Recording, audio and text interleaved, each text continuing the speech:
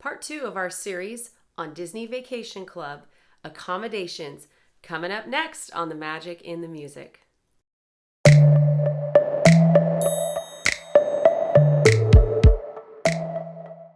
Hey my friends, welcome back to The Magic in the Music. I'm Jen.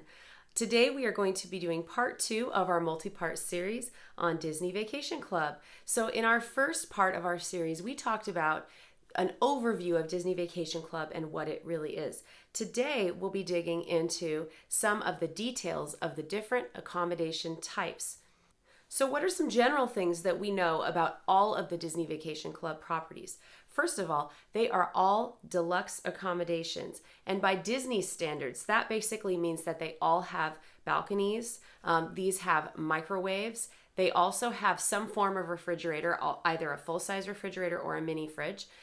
Coffee makers. Most of them have standard coffee makers. Toasters. And if you are staying at a Disney Vacation Club property at Disney World, you get to make your fast passes at the 60-day window.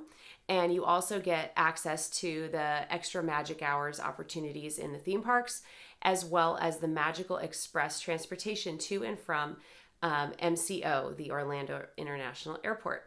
If you are staying at one of the Disney locations in Disney World, you would also get to have magic bands, just like any other Disney resort hotel guests. So they would send those out to you. You could choose them ahead of time. You could upgrade whatever you'd like, and those will allow you into your room and give you charging capabilities.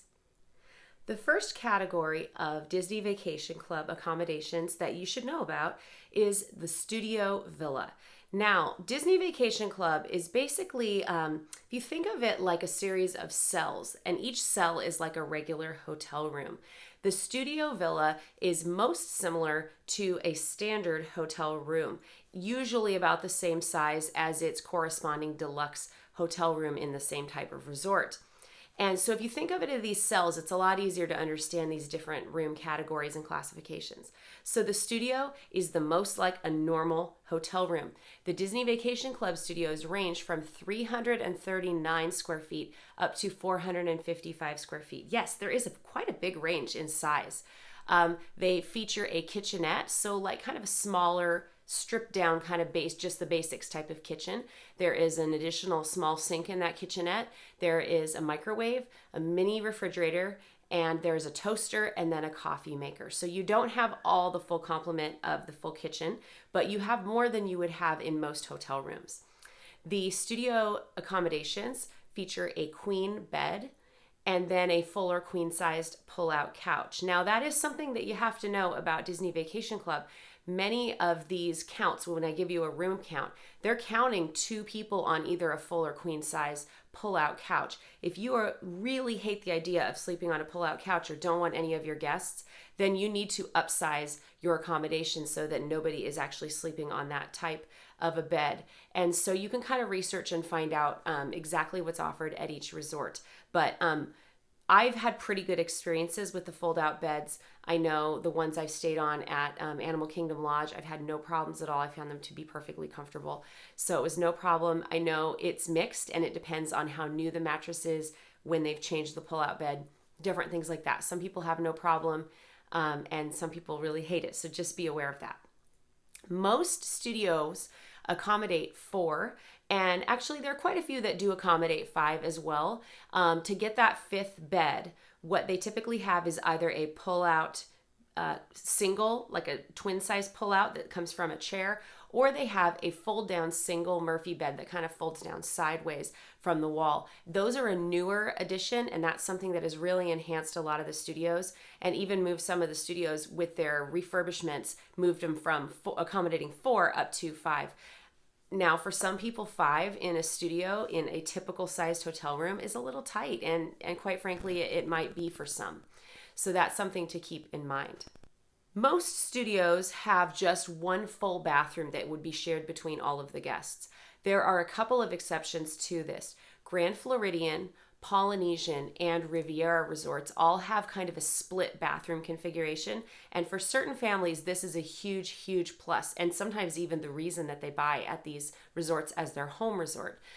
So those split situations, it varies a little bit, But for example, in Riviera, you have one bathroom that has a shower and then a toilet, and then you have another bathroom with a pocket door between that has a sink and it has a bathtub and shower. Whereas at the Polynesian, you have a bathroom that's the full thing. It's the tub shower combo, a sink and a toilet, and then you have another separate room that is a stand-up shower and a sink. So there are different configurations, especially if you are traveling with very young children, maybe somebody who's going to be sleeping in like a pack and play. We found those to be a great place to move that younger child, toddler, or whoever into another room, and that you can give them dark and quiet so that they can sleep while others are still getting ready for bed or doing other things in the evening. So it's kind of like giving you a different room, and that privacy can be really, really valuable. Also, the ability to have more than one person shower at once.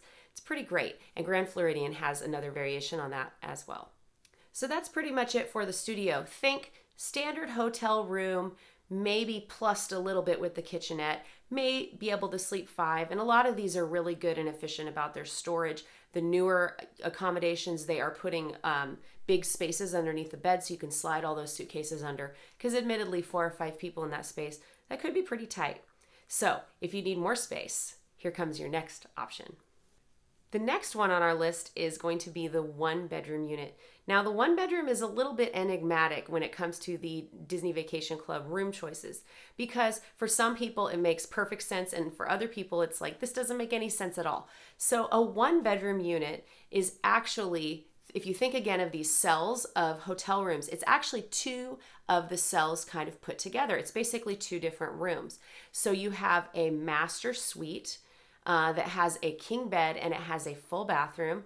And then you have an additional room that is set up as a living room and a full kitchen. And in that living room, you'll always have a pull-out bed. Some of the configurations have that flip-down Murphy bed, or they could have the pull-out single couch as well, depending on which resort you're at. These units will also have a washer and dryer, and for a lot of families, that's the tipping point. They want that washer and dryer. I hear from a lot of people, especially when you're traveling in the summer, you want that dryer available to dry out shoes and things that have gotten wet. So that's a great reason to stay there. These range from 629 to 1,005 square feet. So some of them are very, very large. And the majority of them are in the 700 to 800 square foot range. So again, you've got these 2 different rooms going on. You've got the full-size kitchen. It's got the full-size refrigerator, the microwave, the dishwasher, the range with the oven. You've got a toaster. You've got all the kitchen supplies. You have real dishes. You have silverware and plates and kind of basic cooking and baking supplies. So there are a couple of special types of 1-bedrooms that are really highly coveted, and these are the Kidani Village 1-bedrooms and the Bay Lake Tower 1-bedrooms. Why? Well, because they have 2 bathrooms. Yes, 2 bathrooms, which is amazingly luxurious and awesome.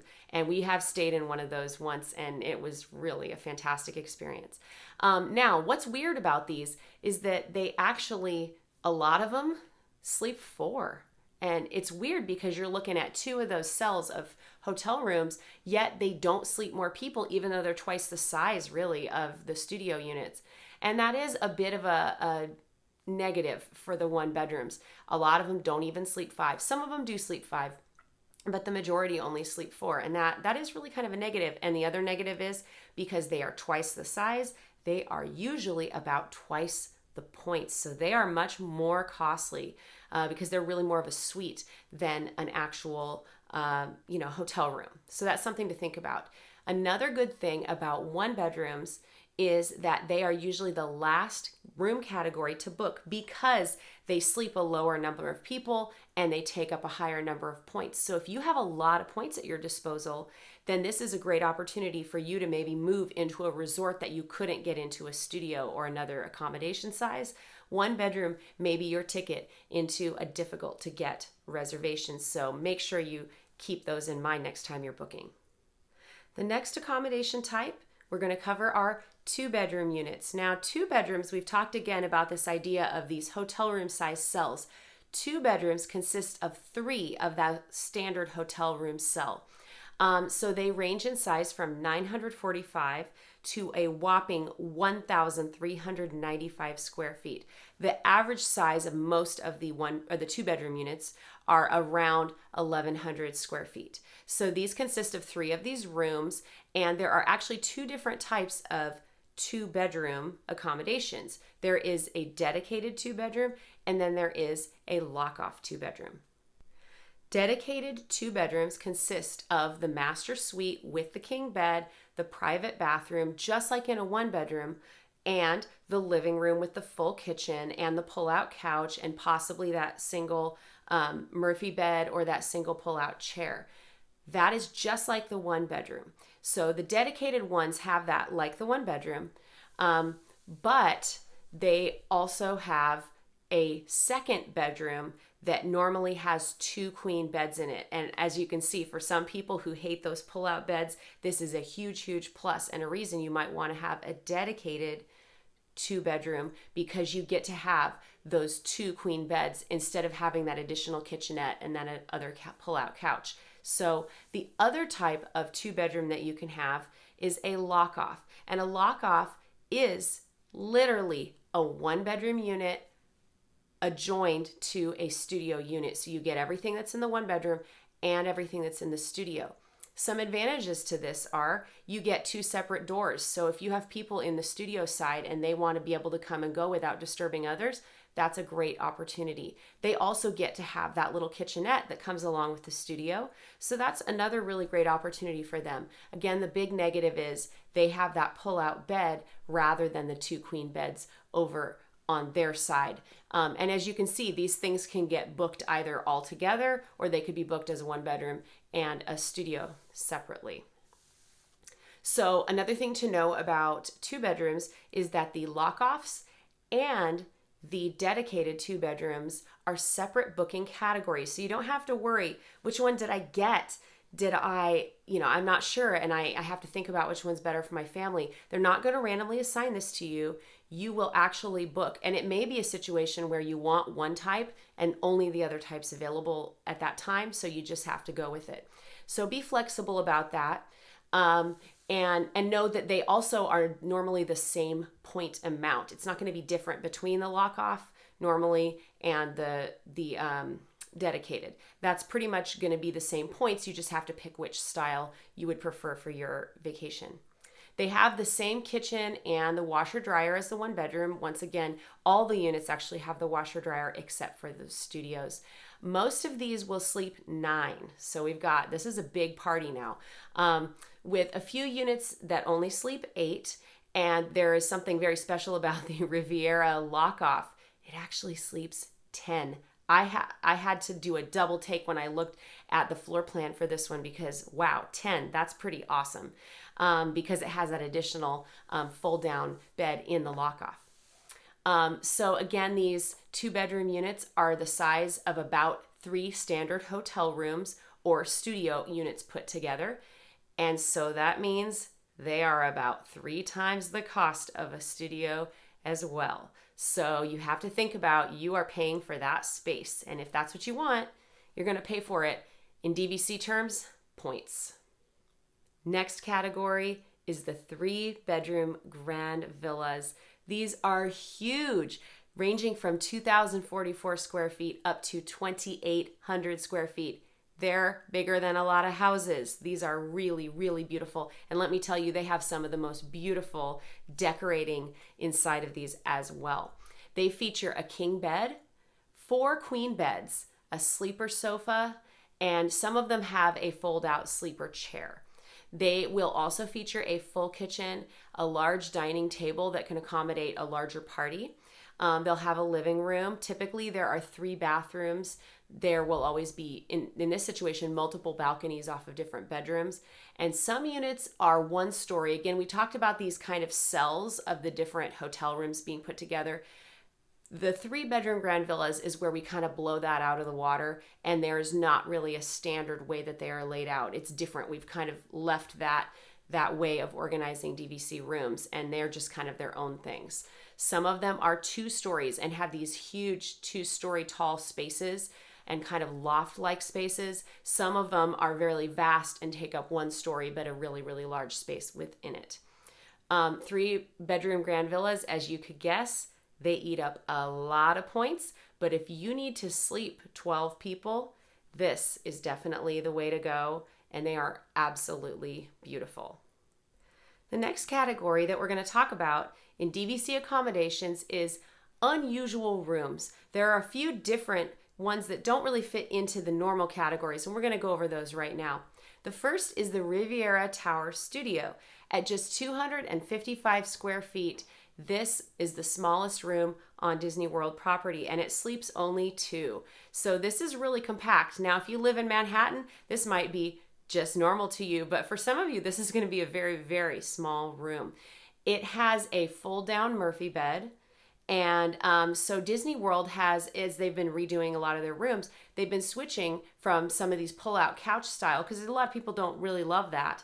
And they've been switching to Murphy beds. So instead of just these like long twins that fold down this way, they're doing like a double that folds down this direction, or like a queen that way.